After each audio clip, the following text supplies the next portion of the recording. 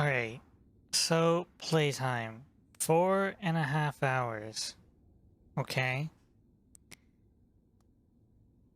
I think this is gonna come off as a pretty strong criticism right out of the gate.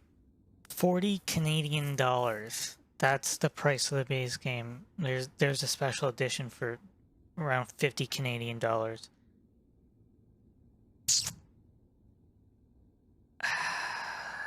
I guess, I don't know. Do you think that's priced fairly? Do you not think that's priced fairly? I think that's fairly reasonable. Though the problem with having a short game like this is why would you play it again? Now, let's try something before I judge it. I'm gonna click continue. Right, so we are here. I can turn around and leave. Is there anything I can do that I didn't do to change the outcome? Because it feels like they added this mechanic of switching bodies and I'm gonna say did nothing with it, because it feels like the one door that requires you to switch bodies is not really a puzzle. That's an introductory to, like, oh, you can swap bodies to further your progression. Yeah, I get that. I guess you're supposed to theorize about everything. Like, these all seem to be the same as this center one. Why is the center one more important than everything else? I don't know. There's no going back.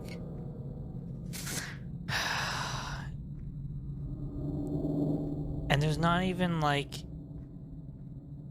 no ending. It's almost like you could have progressed further if not for the fact that you get attacked again at the end.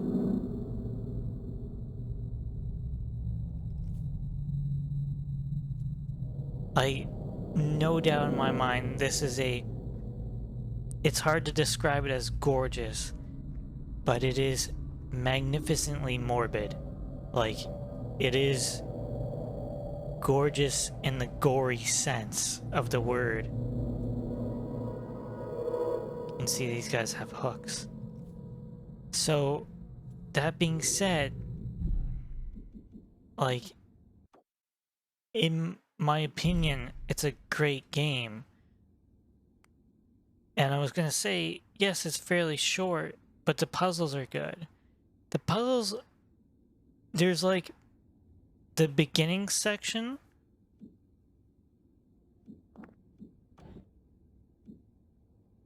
There's the beginning section, which is introducing a few puzzles.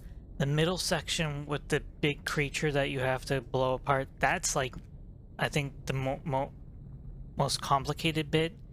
And then there's the end section where you have to fight that larger boss creature. Now, I think if they just didn't do combat and did more puzzles, then the shortness of the game would be a little more justified, because these are pretty complex, like 3D designs, especially around something that's not even real. Like, this is all just imagination, right? So, oh, you know what? Is it because I fucked up and didn't get the first achievement? Would that have affected the outcome? I don't know. I mean, there's only one way for me to find out.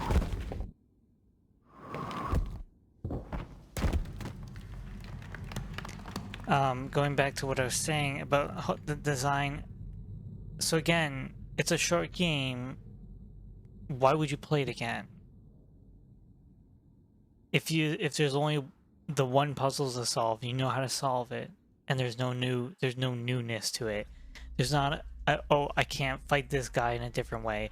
Oh, I can't switch up my weapons in a different way. Oh, I can't do alternative paths in a different way. I can't, you know what I mean? Like there's nothing that's introducing replayability in my mind.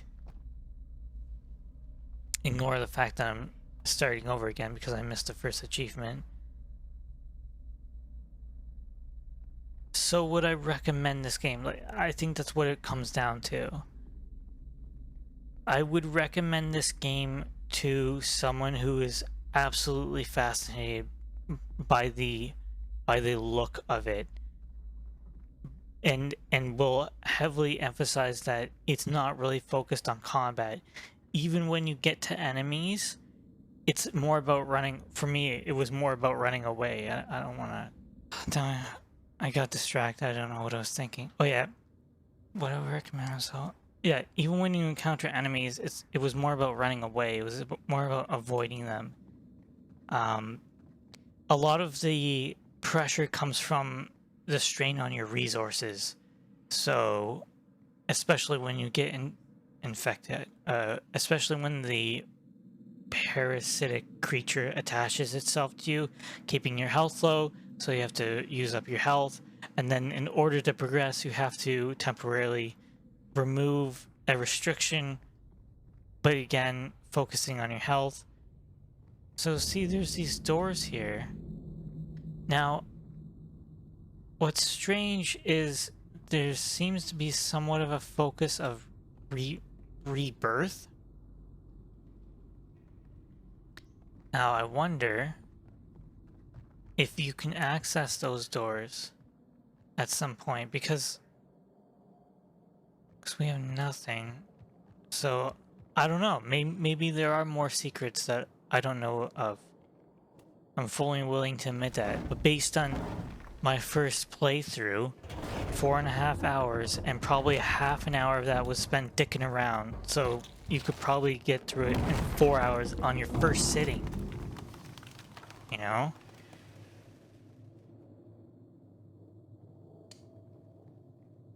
It just...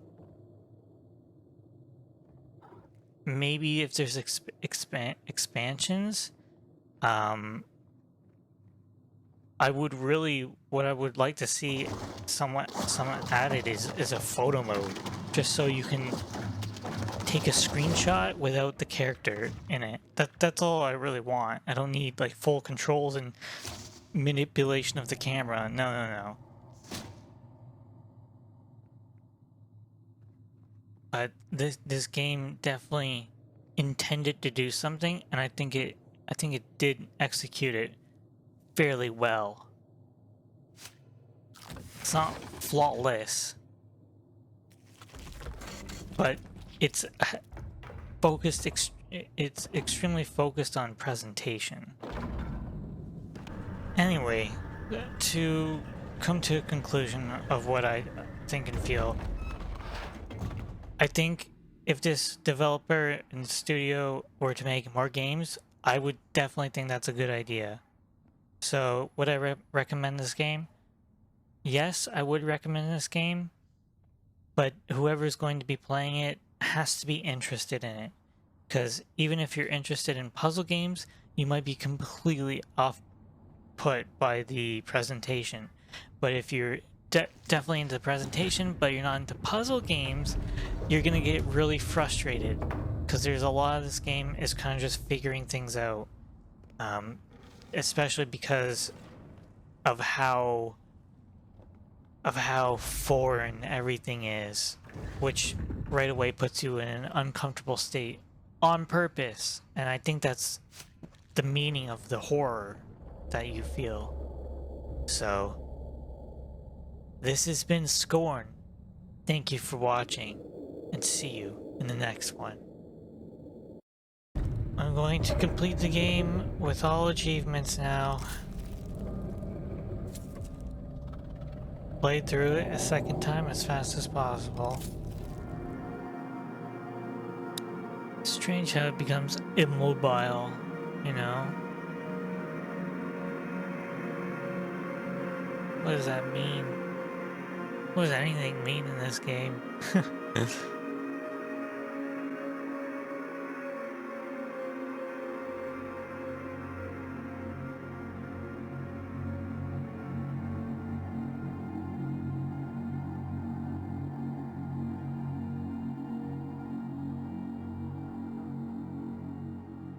3 hours and 3 minutes.